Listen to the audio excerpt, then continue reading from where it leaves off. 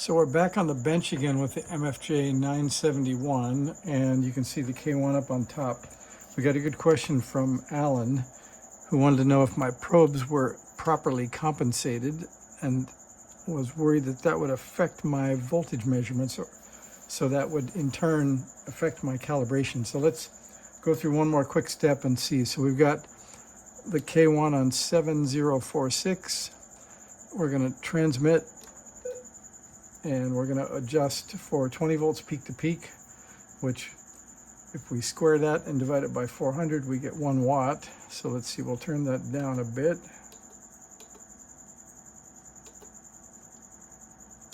That looks like about right there. So that's 20 volts peak to peak. Then we can see that the 971 says about 1 watt. And the wells up above the scope says 1 watt, and the K1 thinks 1.1 watts. So now we're going to check the scope probe compensation first. So we'll stop transmitting. And then, so this is not an automatic Cool Tektronix scope that calibrates its own probes. These are using old tech, let's see, what are they called? P6136 probes. And they have a little hole on the side right there, and if you were to light that up and zoom in, you'd see a little tiny brass screw, which is part of the capacitance adjustment to compensate for the input capacitance of the scope. And let's see, we need to get over there and maybe zoom in a bit.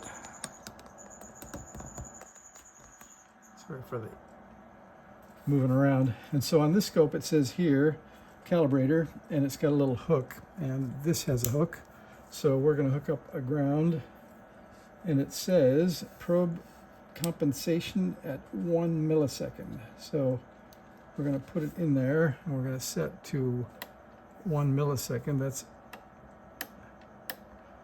That's a microsecond. Okay, there's 1 millisecond. And it says it's going to be at 0.4 volts, so we better get off the 5-volt scale. Okay, there's 0.4 volts, and that looks pretty nice. So you can see that we are very flat on the top, the leading edge of that. So I'll show you what happens when your scope probe is not calibrated, or compensated, I should say. That's not calibration. It's not easy to get that little screw when you can't see it. Okay, I think we got it. Okay, now if I turn this, you can see that leading edge starts drooping, and if I go the other way, it's overshooting. So we're going to overshoot it as much as possible. And then we're going to measure again and see how much difference we make. In fact, we might just turn it and see what the max and min is while we're measuring power. But it is pretty interesting to think about how much it affects the peak-to-peak measurement we're about to get. So let's get this back to 5 volts per division again, and back a lot faster. All right, we'll transmit,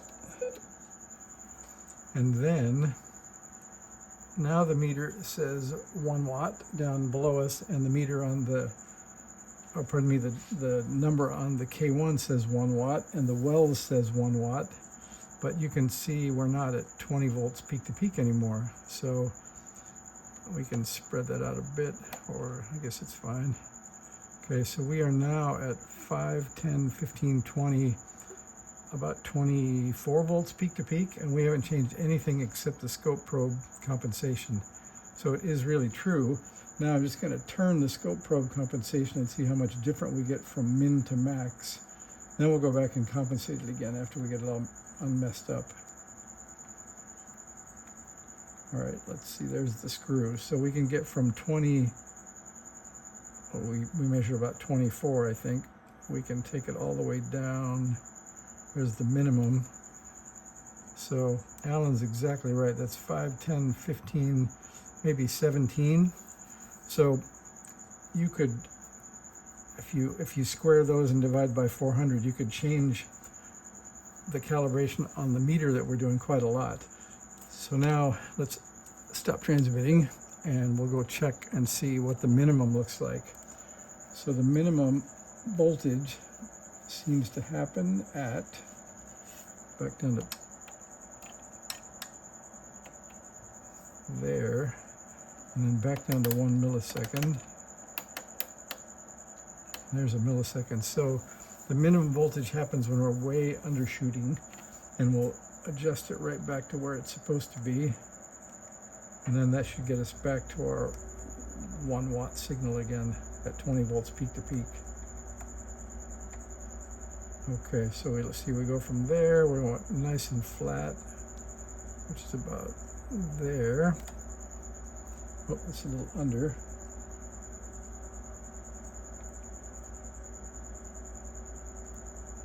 I think that looks pretry flat. All right, now we'll go back and measure it and see if we get 20 volts peak to peak again. So I'll get zoomed back here.